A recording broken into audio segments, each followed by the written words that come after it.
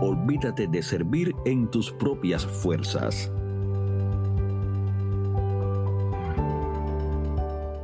Sin importar cuán buenas pudieran ser nuestras intenciones, sin la participación de Dios no podemos hacer nada de valor eterno, incluso en el nombre de Jesús. El Señor mismo dice: les digo la verdad, el Hijo no puede hacer nada por su propia cuenta, solo hace lo que ve que el Padre hace. Todo lo que hace el Padre, también lo hace el Hijo. Juan 5:19. ¡Qué afirmación! Jesús, el Hijo de Dios encarnado y ungido, dijo que Él no podía hacer nada de valor eterno por sí mismo. Compartiré algunos ejemplos de lo que quiero decir. Jesús amaba a Lázaro y a sus dos hermanas, Marta y María, que vivían en Betania. Lázaro se puso muy enfermo. Esto es lo que sucedió después. Así que las dos hermanas le enviaron un mensaje a Jesús que decía: Señor, tu querido amigo está muy enfermo. Cuando Jesús oyó la noticia, dijo: la enfermedad de Lázaro no acabará en muerte. Al contrario, sucedió para la gloria de Dios, a fin de que el Hijo de Dios reciba gloria como resultado. Aunque Jesús amaba a Marta, a María y a Lázaro, se quedó donde estaba 2 días más. Juan 11, del 3 al 6. Aunque Jesús era el Mesías, tenía amigos muy cercanos. Amaba a Lázaro y disfrutaba el tiempo con esta familia. Sin embargo, vemos que Jesús no hizo nada durante 2 días después de enterarse de la enfermedad de su amigo. ¿Por qué no fue inmediatamente a Betania? La razón es que no había recibido sus órdenes de Dios. Jesús esperó en obediencia hasta que el Espíritu de Dios le dio la orden de ir. Entonces Jesús fue. El Señor me reveló una vez que si Lázaro hubiera sido uno de mis amigos, yo habría conducido inmediatamente hasta su casa y le habría impuesto las manos, sin ni siquiera pensar en pedir dirección al Espíritu. Desgraciadamente, muchos de nosotros tenemos esta mentalidad. Suponemos que como Dios está siempre con nosotros, no necesitamos pedirle dirección en situaciones como esta. Pero deberíamos pausar y estar sensibles al Espíritu de Dios. Dios sabe lo que quiere, y si esperamos a obtener sus instrucciones o su deseo sobre un asunto, Él nos dirá qué hacer. Quizá hayamos pensado que, incluso sin la dirección del Espíritu, si ponemos las manos sobre los enfermos, Dios está obligado a sanarlos en ese momento. Si esto es cierto, entonces, ¿por qué no vamos a todos los hospitales y los vaciamos? En algunas ocasiones la Biblia dice que Jesús los sanó a todos, pero eso no fue siempre el caso. Por ejemplo, ¿por qué no sanó Jesús a todos los enfermos, ciegos, cojos y paralíticos que estaban en el estanque de Betesda, cuando sanó solamente un hombre que había estado lisiado por 38 años? Ver Juan 5. ¿Podría ser que el Espíritu de Dios no le guió a sanar a los otros? En otra ocasión, hubo un hombre, cojo desde el vientre de su madre, a quien diariamente dejaban en la puerta del templo. Sin duda, Jesús debió pasar a su lado cada vez que entraba en el templo. ¿Por qué no lo sanó Jesús? Porque su padre no le había indicado que lo hiciera. Más adelante, cuando Jesús ascendió a los cielos, Pedro y Juan, de camino al templo, bajo la dirección del Espíritu, sanaron a este hombre, causando que surgiera un avivamiento. Ver Hechos 3. Cuando Jesús ministraba, no había una fórmula establecida. Escupió a algunos, impuso sus manos sobre algunos y simplemente habló a otros. Para otro hombre hizo barro con su saliva y lo puso en sus ojos. A otros envió a los sacerdotes y la lista continúa. Hay una variedad tan sorprendente porque Jesús solamente hacía lo que veía hacer a su Padre. Dios conocía el momento perfecto y la manera en la que cada individuo podía recibir sanidad. Eso es lo que Dios quiere para todos sus siervos. Llevarnos al lugar donde solamente haremos lo que vemos hacer a Jesús y bajo su dirección, no lo que nosotros pensamos o queremos que suceda. Jesús dice en Juan 20:21, como el Padre me envió a mí, así yo los envío a ustedes. Jesús no hacía nada fuera de la guía de su Padre. Del mismo modo, nosotros debemos seguir el ejemplo de Jesús.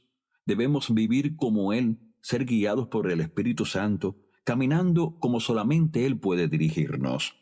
Esto requiere que nuestra carne sea sometida al Espíritu de Dios. el Espíritu de Cristo. Y el terreno de entrenamiento óptimo para esta vida guiada por el Espíritu es el desierto. Este ambiente desafiante es donde se prepara el camino del Señor.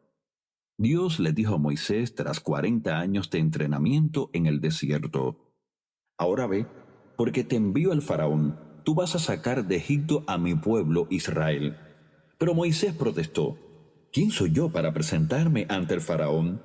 ¿Quién soy yo para sacar de Egipto al pueblo de Israel?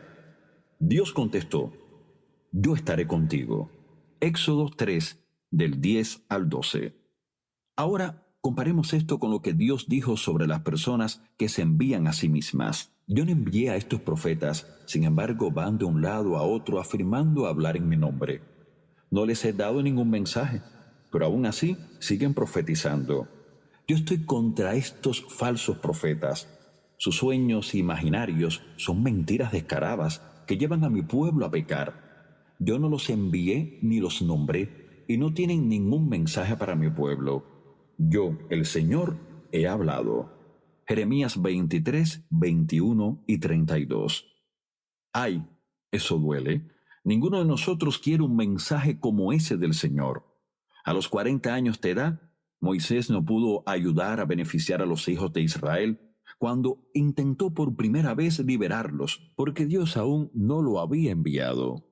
Incluso, con toda la educación estupenda, habilidades de liderazgo y sabiduría que Moisés había obtenido en Egipto, sin el apoyo y el tiempo de Dios, Moisés no pudo cumplir lo que él sabía que Dios le había llamado a hacer.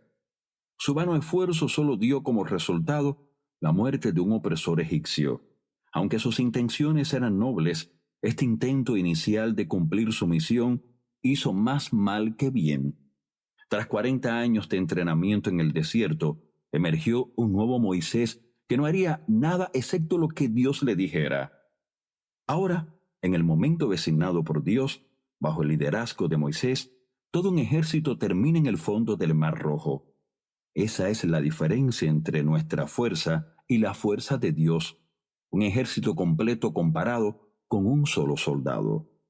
Juan el Bautista se entrenó 30 años para un ministerio que duró solamente 6 meses, y sin embargo Jesús dijo que Juan era el mayor profeta nacido de mujer. Ahí lo tenemos. Dios puede hacer más en 6 meses mediante una mujer o un hombre enviado por él que otra persona que trabaja duro en sus propias fuerzas durante 60 años. Es lo que Jesús explica. Les digo la verdad, el Hijo no puede hacer nada por su propia cuenta. Solo hace lo que ve que el Padre hace. Todo lo que hace el Padre, también lo hace el Hijo. Juan 5:19. Aquí tenemos de nuevo las palabras de Isaías. Escuchen, es la voz de alguien que clama. Abran camino a través del desierto para el Señor. Hagan una carretera derecha a través de la tierra baldía para nuestro Dios. Rellenen los valles y allanen los montes y las colinas. Enderecen las curvas y suavicen los lugares ásperos. Entonces se revelará la gloria del Señor y todas las personas la verán. El Señor ha hablado. Una voz dijo: «Grita». Y yo pregunté: «¿Qué debo gritar?». Grita que los seres humanos son como la hierba, su belleza se desvanece tan rápido como las flores en un campo. La hierba se seca y las flores se marchitan bajo el aliento del Señor. Y así sucede también con los seres humanos. La hierba se seca y las flores se marchitan, pero la palabra de nuestro Dios permanece para siempre. Isaías 40, del 3 al 8. Dios está diciendo que el desierto es donde se prepara el camino del Señor. El camino del Señor no es la fuerza del hombre. Él dice que el orgullo de la carne será allanado. El humilde, aquellos que esperan en el Señor, será exaltado. Los lugares torcidos, engañosos, imprecisos, poco sinceros, serán enderezados. Y los lugares ásperos, duros, crudos, serán suavizados. Como estudiante universitario y seguidor de Jesús recién convertido, yo había recibido muchas bendiciones y había encontrado éxito ministrando a otros, pero había montes en mi vida que había que allanar y lugares duros y torcidos que había que suavizar y enderezar. Dios sabía que yo necesitaba un tiempo en el desierto para suavizar algunos defectos. En cualquier temporada de desierto, es muy importante permitir que Dios haga lo que quiera con nosotros. Mientras estaba en la posición de servir a mi pastor en Dallas, el Señor me habló un día y dijo: John, no pases por alto lo que quiero hacer en ti hoy, mirando solamente el ministerio de predicación del mañana. Sinceramente, yo tenía tantas ganas de predicar que consideraba que esa fase de mi vida era una pérdida de tiempo. Tú no necesitas caer en esa trampa. Entiende que Dios no desperdicia tiempo. Él es quien redime el tiempo. Entiende que donde estás actualmente es una parte vital de donde vas. Es tu arena de entrenamiento. Es el proceso de ir de la promesa al ascenso. Es cumplimiento. Deja que sea Él quien se preocupe por cómo saldrá todo e irá adelante. Tú solamente fluye con Él. Él es Dios, es el autor y consumador. Lo único que tenemos que hacer es confiar en Él y obedecer lo que Él nos muestre hoy. Cada vez que pensaba que había descubierto cómo iba a establecerme Él en el ministerio de predicación, Él me decía amablemente: John, acabas de pensar en otra manera en que no sucederá. Eso era cierto. Él me trajo el ministerio de una manera totalmente inesperada. Dios nos lleva a un lugar de contentamiento, no de complacencia, para que podamos vivir plenamente en el presente. Haz las cosas a la manera de Dios.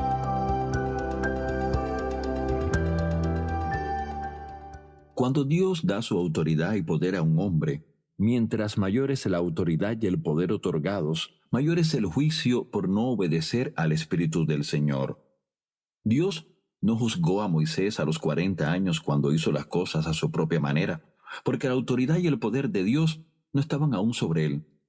Sin embargo, más adelante, no fue ese el caso. Cuando estaban en el desierto de Sin, el pueblo contendió con Moisés y se quejó del lugar al que les había llevado. Tenían sed y querían agua. Por lo tanto, Dios le dijo a Moisés qué hacer. Y el Señor le dijo a Moisés: Tú y a Aarón tomen la vara y reúnan a toda la comunidad. En presencia de todo el pueblo, háblale a la roca y de ella brotará agua. De la roca proveerás suficiente agua para satisfacer a toda la comunidad y a sus animales. Números 20, 7 y 8. Dios le dijo a Moisés que hablara a la roca y que le daría el agua. Pero escuchemos lo que hizo Moisés. Enseguida Moisés levantó su mano y golpeó la roca 2 veces con la vara, y el agua brotó a chorros. Así que toda la comunidad y sus animales bebieron hasta saciarse. Sin embargo, el Señor le dijo a Moisés y a Aarón: puesto que no confiaron lo suficiente en mí para demostrar mi santidad a los israelitas, ustedes no los llevarán a la tierra que les doy. Números 20, 11 y 12. Notemos que Dios dio el agua a los millones que observaban. Vaya, agua de una roca. ¿Quién ha oído de un milagro tan poderoso en el siglo XXI? Por lo tanto, aunque Moisés había desobedecido las instrucciones de Dios sobre cómo sacar el agua de la roca, el profundo milagro se produjo. El agua era para el pueblo, como respuesta a su necesidad. Dios no retuvo el agua del pueblo para castigar a Moisés, pero hubo una consecuencia. Dios evitó que Moisés llevara al pueblo a entrar en la tierra prometida. Este es un ejemplo perfecto de cómo la unción sobrenatural de Dios es para las necesidades de la gente y no para exaltar a quien tiene el don. Posiblemente Moisés estaba frustrado con el pueblo y un poco frustrado con Dios por tener que pastorear a un pueblo tan difícil. Moisés golpeó la roca, como había hecho anteriormente en el desierto de Sin. Ver Éxodo 17, del 1 al 17. O quizá Moisés se había vuelto cómodo con su habilidad de liderar. Tal vez ahora sentía que Dios honraría cualquier cosa que él considerara como la mejor. Una vez más, había hecho algo a su propia manera, pero esta vez las consecuencias fueron considerablemente mayores. Moisés había caminado en el poder y la fuerza de Dios. Toda su fuerza provenía de su dependencia de Dios. Ahora, el hecho que Moisés actuara independientemente de Dios delante del pueblo produjo un juicio rápido. Por eso Santiago 3:1 dice: Hermanos míos, no os hagáis maestros muchos de vosotros, sabiendo que recibiremos mayor condenación. Mientras mayor sea la responsabilidad o gloria, mayor el juicio. El desierto nos prepara para caminar en el poder y la gloria del Señor, sin el juicio resultante de la desobediencia. En la experiencia de sequedad del desierto, el orgullo es allanado y la humildad es exaltada. El hombre verdaderamente humilde camina como Jesús caminó, clamando: no haré nada a menos que vea hacerlo al Espíritu del Señor. No soy nada en mi propia fuerza y capacidad. Es posible que actualmente la razón por la que Dios haya retenido la manifestación de su gloria y su poder de muchos en la iglesia sea para protegernos de un juicio mayor. Creo que es en el desierto donde Él arrebata la carne del Espíritu para hacernos clamar a Él y escucharlo. Entonces, cuando se manifiesta su gloria, daremos honor a su nombre, haciendo las cosas solamente a su manera. Escucha la voz del Espíritu. Deja que Él te muestre cómo quiere que dirijas la obra que Él tiene para ti. Mira y escucha lo que el Señor está haciendo y diciendo. Subiré a mi torre de vigilancia y montaré guardia. Allí esperaré hasta ver qué dice el Señor y cómo responderá a mi queja. Entonces el Señor me dijo: escribe mi respuesta con claridad en tablas para que un corredor pueda llevar a otros el mensaje sin error. Esta visión es para un tiempo futuro. Describe el fin y éste se cumplirá. Aunque parezca que se demora en llegar, espera con paciencia, porque sin lugar a dudas sucederá. No se tardará. Mira a los orgullosos. Confían en sí mismos y sus vidas están torcidas. Pero el justo vivirá por su fidelidad a Dios. Habacuc 2, del 1 al 4. El profeta dijo: esperaré hasta ver qué me dice el Señor. Una de las maneras en que el Espíritu de Dios habla es mediante la visión. Jesús dijo que Él hacía solamente lo que veía hacer al Padre. Habacuc dijo que escribiría lo que viera y correría con lo que vio en el momento adecuado. Siguió diciendo que el alma orgullosa, exaltada, no es justa. Ese es el hombre que no espera en la palabra del Señor, sino que corre con la visión de lo que Dios está diciendo. Pero el justo vivirá por su fe, no por la fe de otro. La fe viene por el oír lo que Dios está diciendo y después obedecerlo. Por eso Dios llevó a los hijos de Israel al desierto, para enseñarte que la gente no vive solo de pan, sino que vivimos de cada palabra que sale de la boca del Señor. Deuteronomio 8:3. Observemos que Él dice: sale, y no salió. Somos alentados. Mirad que no desechéis al que habla, tiempo presente, porque si no escaparon aquellos que desecharon al que los amonestaba en la tierra, mucho menos nosotros, si desecharemos al que amonesta desde los cielos. Hebreos 12:25. Pero no olvides nunca, lo que Él habla siempre estará en consonancia con la Escritura. Sin embargo, buscar en la Biblia algo para respaldar lo que tú crees que debería hacerse no es la manera de Dios. Jesús podría haber dicho para sí: yo estoy ungido para sanar a los enfermos, así que iré enseguida para poner las manos sobre Lázaro, como he hecho antes. En cambio, esperó a que el Espíritu de Dios se moviera, y entonces se movió Él. El desierto es donde Dios nos lleva para enseñarnos que cualquier intento de hacer algo para Él, apartados de su dirección y capacidad, es un ejercicio de futilidad. Cuando aprendemos verdaderamente que la carne no puede hacer nada digno de valor eterno, entonces estamos preparados para ejecutar esos sueños y planes que Él nos ha confiado. El desierto se trata de preparación. Es el proceso hacia la promesa cumplida. Sigamos el ejemplo de Jesús, siendo guiados por el Espíritu a hacer cosas a la manera de Dios y no a nuestra manera.